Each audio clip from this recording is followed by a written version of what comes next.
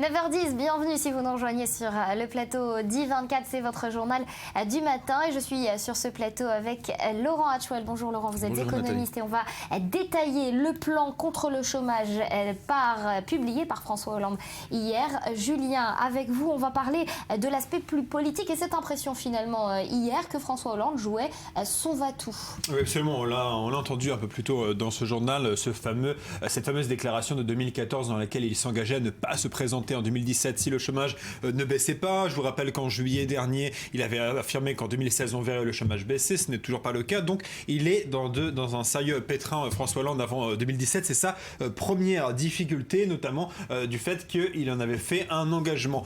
Maintenant, à gauche, on tente un peu de changer le ton. On rappelle que François Hollande devrait être jugé sur l'ensemble de son bilan. Donc on essaie de faire un peu oublier le chômage, qu'il faudra parler des questions de sécurité, du terrorisme, de la réforme de l'école. Bref, on tente un peu de faire distraction par rapport à ces questions du chômage qui plombent l'ambiance côté Élysée. Alors vous l'avez dit, autre difficulté dans le débat en ce moment, c'est la question de la déchéance. C'est un autre ver dans le fruit dans le débat notamment qui s'est installé entre socialistes.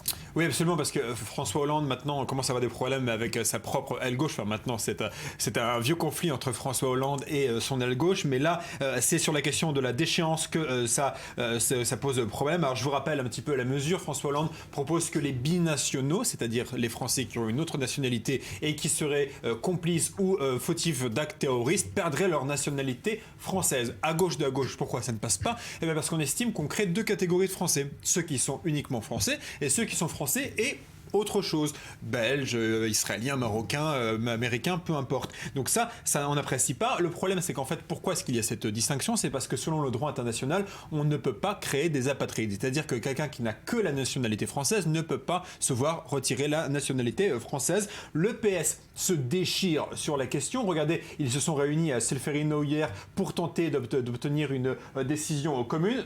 Regardez la décision, le PS envoie Cambadélis parler à Hollande. Voilà, ils se sont réunis justement juste pour décider ça. À droite, on est plutôt pour, mais même à droite, on se moque un petit peu de François Hollande et de Manuel Valls. Regardez, c'était samedi soir sur le plateau d'On n'est pas couché sur France 2. L'écrivain français d'Ormesson, qui est à droite, se moquait gentiment de Manuel Valls. Je crois que cette histoire de déchéance n'a véritablement aucun intérêt. Je pense que jamais. Imaginez quelqu'un qui va faire un attentat, qui va donc accepter de mourir, et il va se dire « Oh, je vais perdre ma nationalité française ». Mais là, on revient en arrière.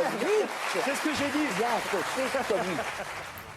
Et la dernière difficulté, en plus de cette déchéance, c'est la question de la primaire. Beaucoup maintenant appellent François Hollande à se prêter à une primaire comme il l'avait fait en 2011. Et l'autre option, c'est une primaire à la gauche de la gauche pour qu'il y ait le candidat socialiste et un candidat uni de la gauche de la gauche. Bref, bon courage à lui. C'est pas facile. Beaucoup de chantiers en vue. Alors justement, on va parler plus en détail de l'un d'entre eux. À présent, François Hollande qui a détaillé hier matin son ultime plan pour l'emploi devant le Conseil économique, social et environnemental. Le plan coûte 2 milliards d'euros et serait entièrement financé par des baisses de dépenses. Qu'est-ce qu'il contient ? Réponse en images. Le président fait de l'inversion de la courbe du chômage la condition de sa candidature à un second mandat en 2017. Il annonce une bataille pour l'emploi. Ce qui compte, c'est d'aller regarder ce qui peut être créé dans notre pays au-delà même de quelque échéance électorale que ce soit. Ce qui compte, c'est de faire les réformes jusqu'au bout. 3 mesures phares pour mettre ce plan d'urgence en marche. 500 000 formations supplémentaires pour les chômeurs, une aide à l'embauche pour les très petites et moyennes entreprises et des mesures en faveur de l'apprentissage. Ce plan d'urgence a un coût, plus de 2 milliards d'euros, dont 1 milliard consacré à la formation de 500 000 chômeurs. Des dépenses qui seront compensées intégralement par des économies selon le chef de l'État. Pour que les chômeurs formés et les apprentis augmentent leurs chances de trouver du travail, de nouvelles mesures sont prises afin de soutenir l'emploi dans les PME. Face à l'inquiétude des Français et après de nombreuses promesses, le temps presse pour François Hollande. Le président avait promis que la courbe du chômage s'inverserait avant fin 2013. 650 000 chômeurs supplémentaires se sont inscrits à l'Agence nationale Pôle emploi depuis son élection en 2012. Laurent Hatchwell, est-ce que ce plan il va dans la bonne direction ?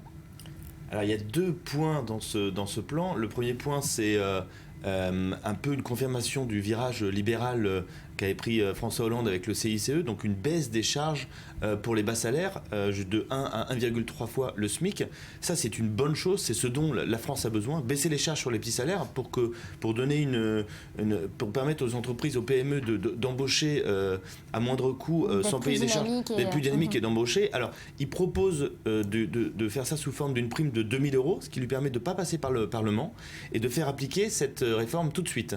Il veut aller vite. Le deuxième point, c'est le plan sur la formation, 500 000 formations. Je suis un peu plus sceptique, je pense pas que ça soit ce dont a besoin la France, mais on va dire qu'un chômeur qui est en formation n'est plus au chômage. Donc c'est de la poudre aux yeux.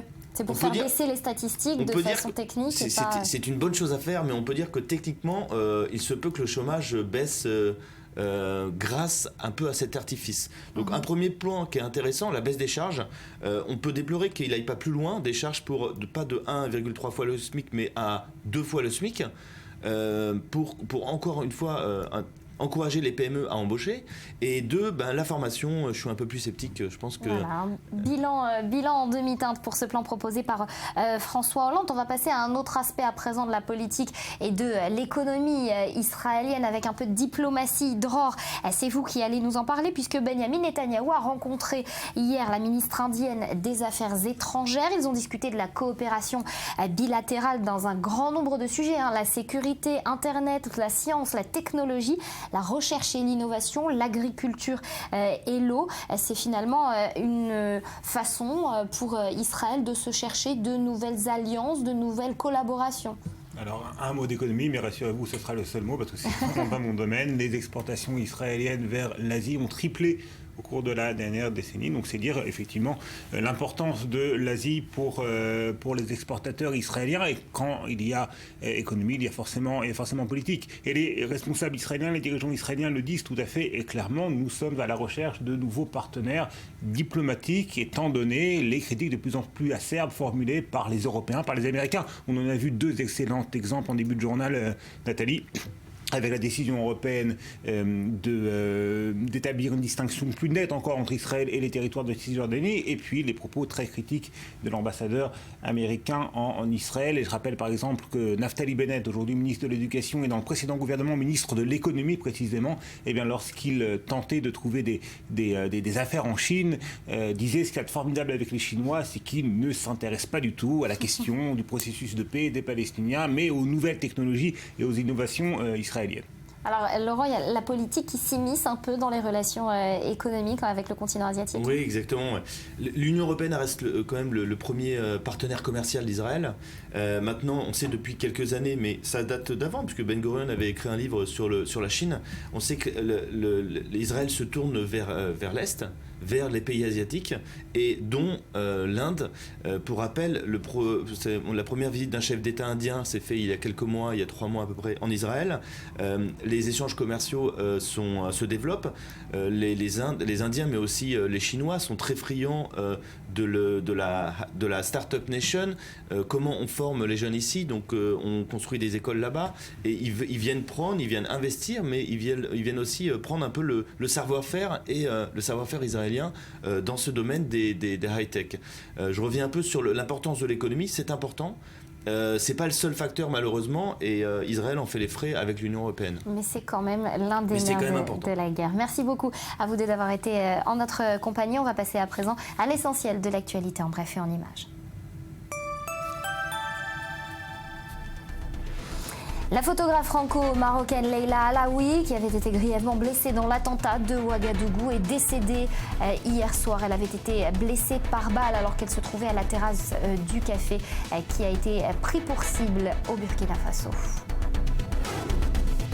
Train, salle de meeting, tracts, sondages, les doutes des enquêteurs sur les dépenses de la campagne présidentielle de Nicolas Sarkozy en 2012 dépassent désormais largement les fausses factures de Big Malion, déjà mises en examen pour leur rôle qu'ils contestent dans le volet Big Malion. 4 acteurs de la campagne l'ont été début janvier pour ces nouvelles dépenses, c'est ce qu'ont annoncé des sources judiciaires proches de l'enquête. Et puis l'écrivain Michel Tournier, l'un des grands auteurs français de la seconde moitié du XXe siècle, le prix Goncourt pour Le Roi des Aulnes en 1970, est décédé hier à l'âge de 91 ans. Il s'est éteint chez lui, à Choiseul.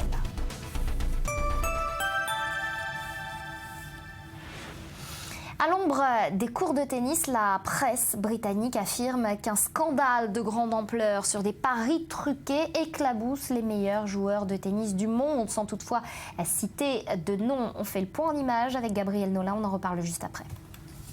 L'affaire a été révélée par la presse britannique alors que débute l'Open d'Australie à Melbourne. Ces 10 dernières années, 16 joueurs du top 50 mondial et même des vainqueurs du Grand Chelem auraient été signalés à l'unité d'intégrité du tennis pour des rencontres truquées. Mais aucune sanction n'a été prise à la rencontre. BBC News et le site BuzzFeed qui dévoile l'affaire assurent avoir eu accès à des archives secrètes mettant en avant un système de corruption à grande échelle. Une thèse confortée par les dires de Djokovic. Il aurait lui-même été approché pour perdre un match. J'ai été approché par des personnes qui ont essayé de m'atteindre en passant par des membres de mon équipe. Bien sûr, notre réaction a été d'opposer un refus catégorique. Pour moi, c'est complètement anti-sport. Honnêtement, c'est même un crime sportif. Le site et le journal expliquent également avoir mis la main sur les résultats d'une enquête faite en 2007 par l'ATP, l'association de tennis professionnel, sur des paris en provenance de Russie, d'Italie du Nord et de Sicile. Résultat de l'investigation, des syndicats de parieurs auraient gagné des centaines de milliers d'euros dans des matchs arrangés, parmi lesquels des matchs du Grand Chelem. 28 joueurs devaient être interrogés, sans suite. Des allégations rejetées par le directeur de l'association de tennis professionnel. L'unité d'intégrité de tennis et les autorités du tennis rejettent toute allégation stipulant que des preuves de trucage de match aient été supprimées ou pas assez étudiées. Et alors que le rapport de la BBC et du site BuzzFeed fait référence principalement à des événements datant d'il y a 10 ans. Nous allons enquêter sur toute nouvelle information qui sort, comme nous le faisons toujours. Selon les médias britanniques, 8 des joueurs incriminés participent à l'Open d'Australie. Leur identité n'a pas encore été révélée. Et pour faire le clair et le point sur cette affaire, on rejoint par téléphone Patrick Simon. Bonjour, merci d'avoir accepté ce matin de répondre à nos questions. Alors vous êtes entraîneur national de tennis israélien. Le tennis, jusqu'à présent, il était assez protégé de ces affaires, de ces scandales de ce genre. Écoutez, je ne veux pas y croire. Effectivement, il y a eu 2 cas il y a quelques années. Et d'ailleurs, les 2 joueurs ont été sanctionnés. À mon sens, c'était 2 joueurs italiens qui ont été sanctionnés, mais c'était des joueurs qui jouaient en majorité des tournois, des challengers, des tournois en dessous des grands chelems ou des gros tournois que vous voyez. Ça me paraît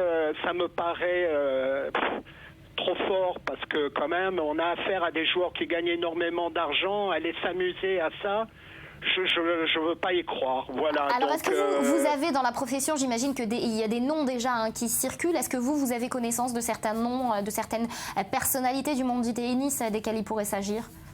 Non, on n'a aucun nom. Enfin personnellement, franchement, j'ai fréquenté un petit moment ce circuit. Effectivement, je vous dis, il y a eu 2 joueurs italiens, mais c'est tout, ils ont été sanctionnés. J'ai pas le sentiment que... Alors bien sûr, c'est un sport on peut parier sur tout, on peut parier sur le premier point, le deuxième point. Voilà, donc c'est un sport qui peut être touché. Mais je veux pas y croire, surtout avec des joueurs. Moi, je sais pas, je connais quelques joueurs français qui balanceraient pas 1 point pour aller gagner de l'argent. Je veux pas y croire, ils gagnent assez d'argent. Après, dans les tournois inférieurs, pourquoi pas? Mais là, dans les tournois du Grand Chelem, j'y pense pas, quoi. Donc le tennis, pour vous, ça reste un sport propre et exempt de tout scandale. Écoutez, pour le haut niveau, j'ai l'impression, quoi. J'ai pas le sentiment quand je regarde des matchs qu'il y ait des matchs balancés. Enfin, j'ai pas le sentiment. Quand on regarde le tennis féminin, qu'on connaît bien le tennis féminin, où il y a beaucoup d'émotions, souvent il y a des gens qui disent mais elle a balancé. Ben non, parce qu'il y a tellement d'émotions et tout qu'elles peuvent en mettre partout et c'est pas pour ça qu'elle a balancé. Non, propre. Ben oui, moi je pense qu'il est propre. Hein. Au plus haut niveau, il est propre. Oui, moi je veux bien le croire. Merci, voilà. Après, merci vous pouvez beaucoup. me dire que je suis un peu naïf. Non, on aurait envie d'être naïf ou en tout cas de le croire aussi. Merci beaucoup Patrick Simon pour cette intervention ce matin. Et puis alors jusqu'au Mans, comme on parle de sport, on va se tourner vers l'Open d'Australie qui a commencé hier avec les premiers matchs. Premier jour sans encombre pour les grands favoris du tournoi. Jo-Wilfried Tsonga, finaliste de l'Open d'Australie 2008, qui a éliminé Marcos Baghdatis hier pour son entrée en lice 6-4, 4-6, 6-4, 6-2 dans le premier grand chelem de l'année. Voilà donc pour ce point de sport. Dans quelques instants, on reviendra juste après un nouveau point sur l'actu et puis on parlera, vous en êtes sûrement adepte, du Scrabble ou Scrabble, ça dépend de la prononciation et de l'accent. On y reviendra puisqu'aujourd'hui il fête ses 60 ans. C'est Virginie Belaïch qui viendra nous en parler. À tout de suite.